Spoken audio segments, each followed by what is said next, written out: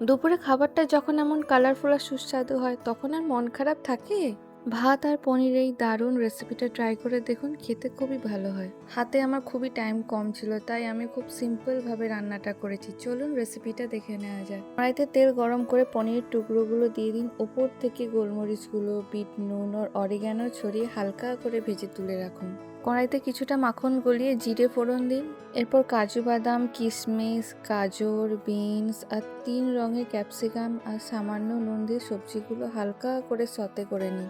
আমি আর কোনো গুঁড়ো মশলা এখানে দিইনি, আপনারা চাইলে গরম মশলা দিতে পারেন। সবজি সেদ্ধ হয়ে এলে আগে থেকে তৈরি করে রাখা ঝরঝরে বাসমতি চালের ভাত আর ভেজে রাখা পনিরের টুকরোগুলো কড়াইতে দিয়ে দিন। সবকিছু একসাথে হালকা হাতে ভালো করে মিশিয়ে নিন। ওপর থেকে তাজা ধনেপাতা কুচি ছড়িয়ে গরম গরম রায়তার সাথে পরিবেশন করুন। এখানে রায়তাটা আমি শসা দিয়ে বানিয়েছিলাম ভেজিটেবলে। আজ তবে আসি, দেখা হবে পরের ভিডিও।